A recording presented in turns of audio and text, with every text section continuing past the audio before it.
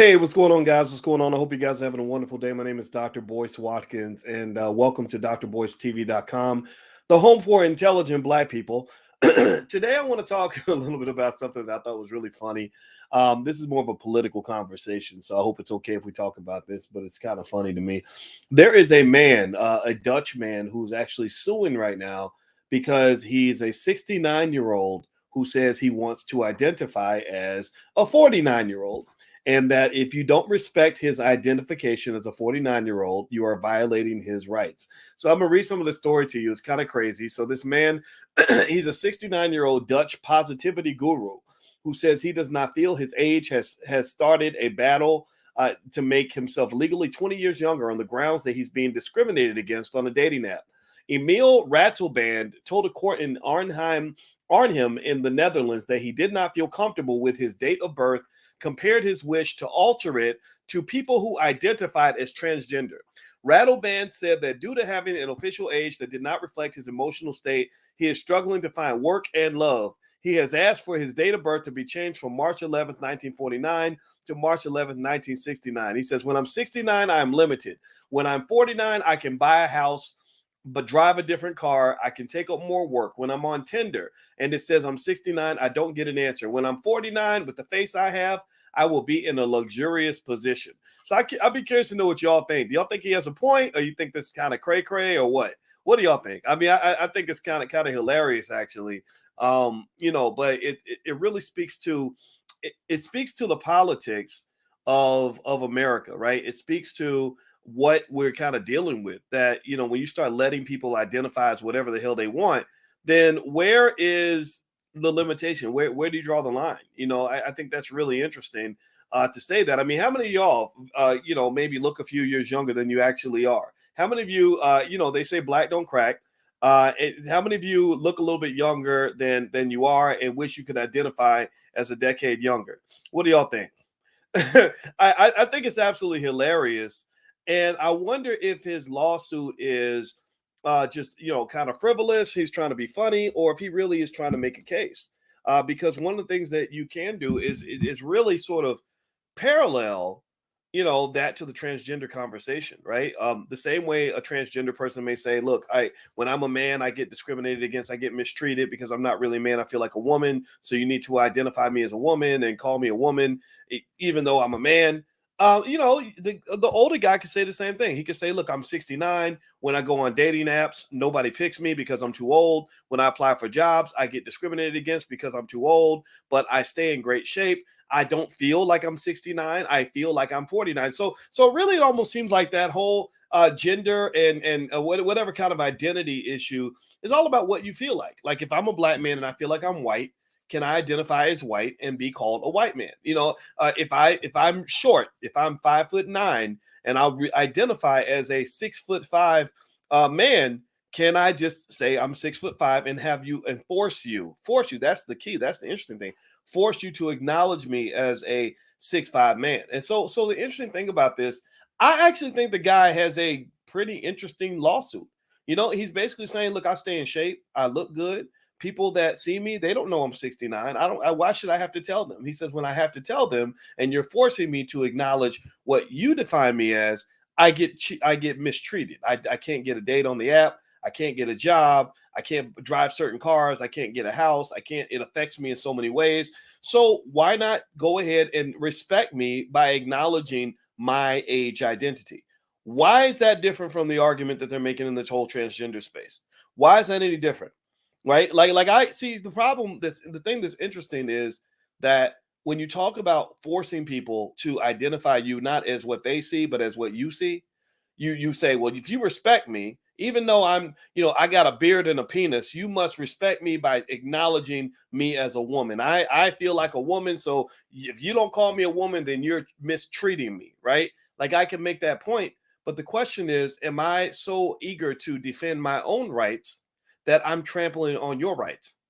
See, I believe if everybody's going to have equal rights, they all have equal rights. So the same way you have the right to say that I'm a woman, even though I look like a man, even though I got a beard and a penis, other people have the right to say, no, I see a man, you're a man, sir. You're not, you may think you're a woman, but you're not a woman. And the other interesting thing about the trans argument, the whole trans conversation, is that it's getting to the point where um, this is my issue with liberals. I'm not a complete liberal or complete conservative. Some ideas on the left are good, some ideas on the right are good. I'm kind of in the middle. So I'm going to probably confuse you if you try to put me in a Democrat or Republican box, because I don't vote for either party. I think they're all full of crap.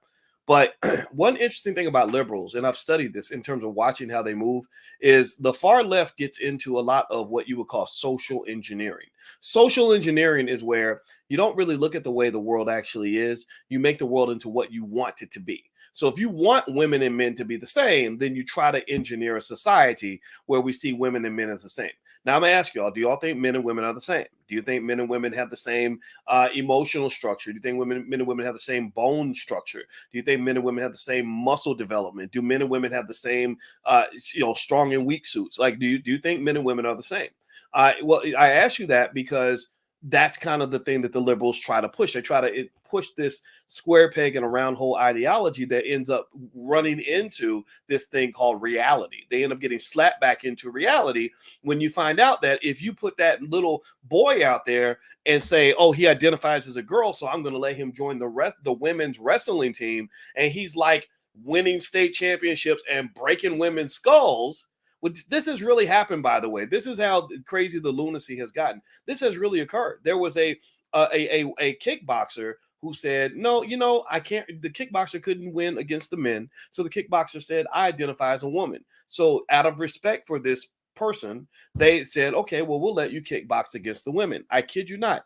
This lady went into, or man or person went into the ring with women and damn near killed a lady. Like, literally damn near killed her. I'm not kidding. Go look it up. It really happened. And I'm sitting there thinking, how stupid does our society have to get that we will sit there and let some people get jacked up and killed, but because we're holding on to an ideology that doesn't make any sense? There was a whole thing with the swimmer. There was a swimmer at Yale, a male swimmer at Yale, who said, "Hey, I just decided," when he was a mediocre swimmer, wasn't ranked nationally at all, and just said, "Hey, if I was a woman, it'd be much easier for me to win." So he decided, "Hey, you know what? I'm a woman, and you have to acknowledge that." And let me see here. I want you to see a picture of this dude on the podium. He's a dude. I'm sorry. I ain't getting into that snot. He ain't no woman to me. I want you to see this Sasquatch of a dude up on the podium. It's almost hilarious to kind of see, to just see this. Let me share this. Let me show you guys this. You're gonna laugh, or maybe you'll get mad at me and call me names or something. That's what they're good at calling people names. Look right here. Look, this is the image. Look at this dude next to these poor little ladies. Like, this dude is like dominating. His name is Leah Thomas. He literally was breaking all the women's records. And so it gets to the point where when you start letting men just decide they want to be women, you're trampling on the rights of women. Am I crazy to say that? How many of you feel like that's a trample on the rights of women?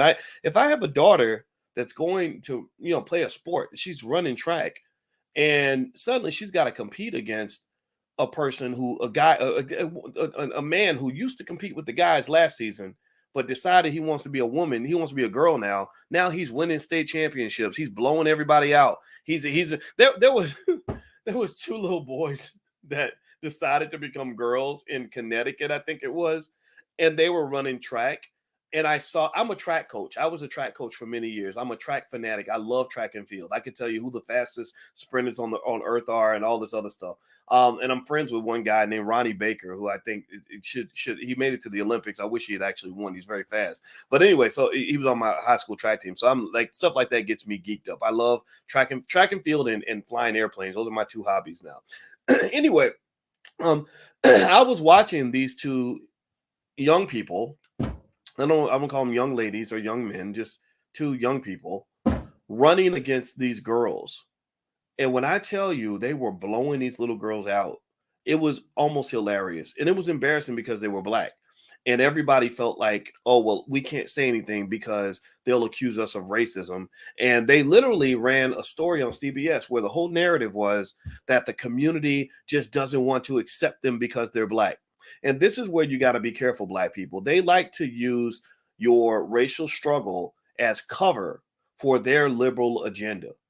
Ain't nothing about being black got nothing to do with them little boys deciding they want to become little girls and beat the little and run with the little girls. And I'm really happy that the International Olympic Committee basically said, no, you can't do that. You can identify as whatever you want. When you go out in the street, you could be whatever gender you want, whatever. But when it comes to competing in track and field, we know that there is a difference between men and women.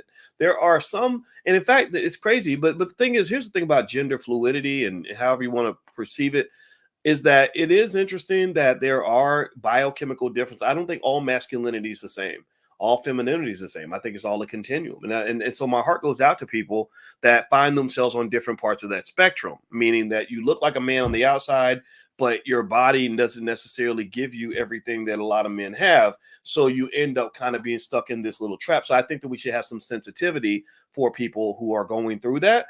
So I'm not a big fan. I'm definitely not a fan of anybody who's going out beating somebody up because of who they are, or talking bad about them, making them feel bad, kicking them out of the family and all that. That's not right. Like that's how people end up, killing themselves and all that stuff. So I think that you have to have some grace and compassion for sure. But I think you also have to have a standard. You have to be able to draw a line. And drawing the line says that we can't have a world where everybody's just identifying to be whatever they want. Because I mean, shoot, let me start identifying. First of all, I'm gonna be a white man. I'm also gonna identify as 6'6" because I've always wanted to be tall. And if you tell me I'm not 6'6", that means that you hate me. That means that you're a bigot for not acknowledging me as a 6'6" man. What else do I want? I think I want to be younger. How about that? How about that? What's a good age? I need to pick an age to identify. I want to be 28. 28 was a good age. I want to go back and redo 28. 28 was a bad year. I didn't realize how great it was to be young. So now I'm gonna go back. Now I identify as a 28-year-old. So if you don't tell me I'm 28, if you don't feed my delusion, then that means you, sir, are a bigot, and I hate you, and you hate me, and because I hate you because you hate me, and you deserve to be in jail, just like the people who are members of the KKK.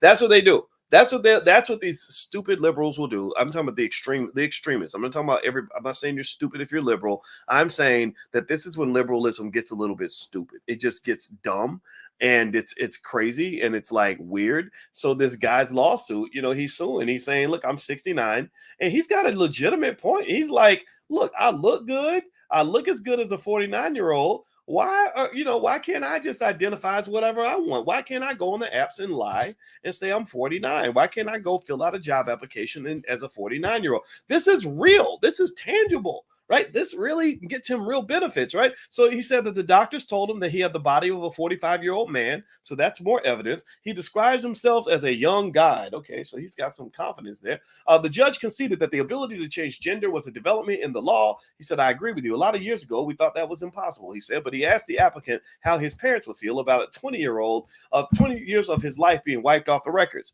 He says, for whom did your parents care? Who was that little boy then? The judge asked. Ratelband, a motivational speaker and trainer in neuro-linguistic programming, said his parents were dead.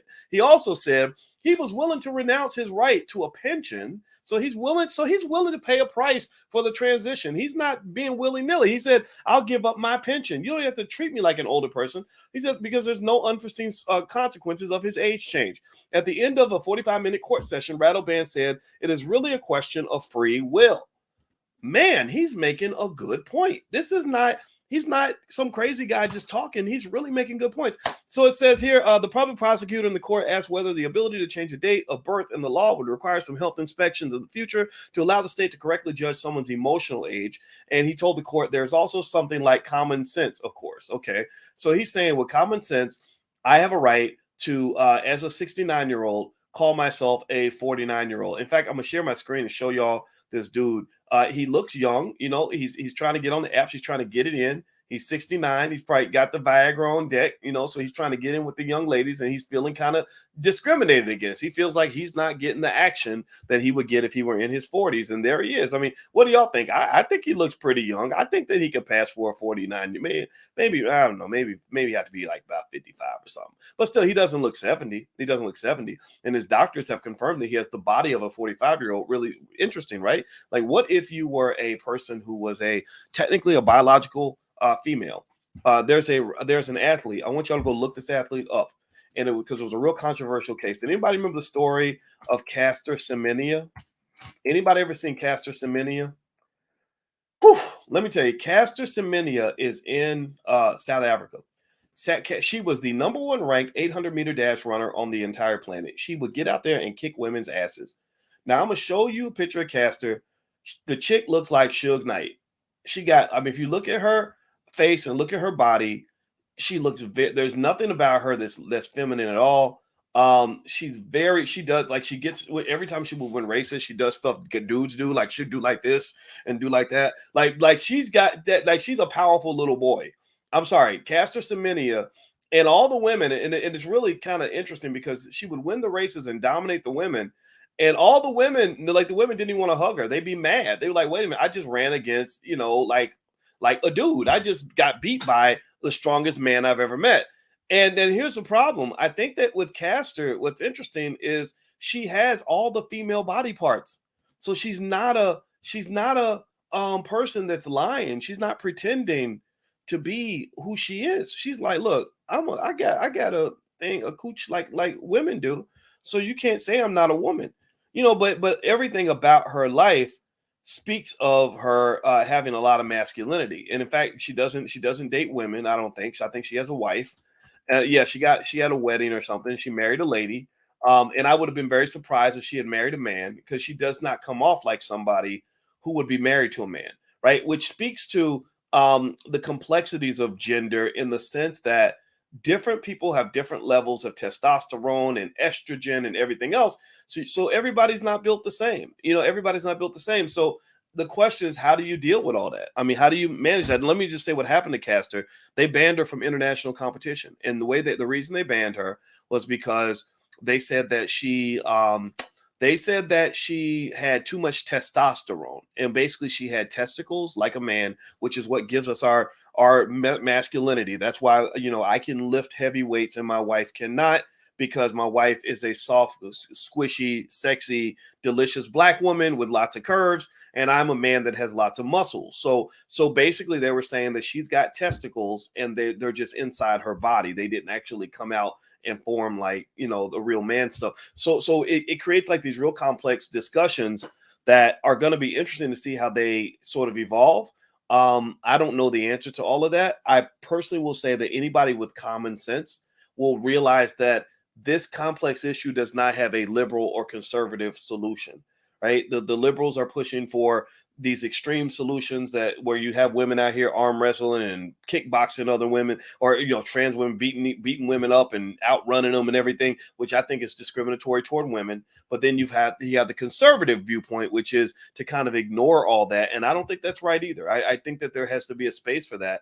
And so ultimately, it's a complex discussion. I really think it is, and I think it should be talked about. And I think that the people that were trying to censor, like Dave Chappelle, for trying to share his perspective, that speaks to the way the propaganda works. That's how liberals kind of operate. Is they operate on censorship. If we don't like your view of our social engineering objective, then what we're going to do is make sure that you can't talk. We're just going to shut you down and make you be quiet, so that our point of view ends up dominating. And that's what you call fascism. That's liberalized fascism, and I don't agree with any of that. So anyway, that was my 2 cents. I don't even know why I wanted to talk about that. That's a little bit of that could be made into a financial conversation. I know you guys are used to me having those, but I just thought this was worth talking about, because I think it's an interesting discussion in our community. And what I encourage you to do is, when you have these discussions, make sure it's a black conversation. Stop letting white people tell you what to think. And then when you have the conversation, try to hear other people's points of view. Try to understand other people's perspectives. Try to understand the pain and the discomfort that people might feel, when you are sort of confused from a gender-based standpoint, or you are a little bit different from other people. I cannot imagine the nightmare of me being a man, and in my mind, body, and soul, really feeling like a woman, like feeling like, gosh, I'm in the wrong body. I believe people are born like that, and I think that that's terrible. Like the things I like I was attracted to my wife instantly, because there are things that she has that I love on black women. Just the look and all that. I don't got to tell you about that, but you know what I'm talking about. And I cannot imagine if somebody just criminalized that. Like if somebody just said, that how you feel is wrong, and how you feel is illegal, and how you feel will get you beaten up or killed or whatever. That would be one of the worst nightmares to have to live through. So I encourage you to try to have some compassion when people come with a perspective that's different from your own. Everybody ain't like you, you know. So that's my Uncle Boyce advice. I hope I can say that and still be loved, and I hope that that can be heard even if you don't agree.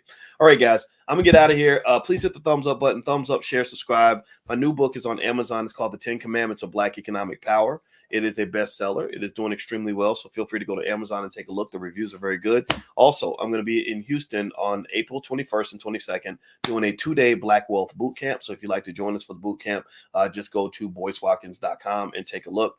And you can join us in Houston, and you can talk to me directly. All right. So have a good day, everybody. God bless you. I will see you soon. Peace.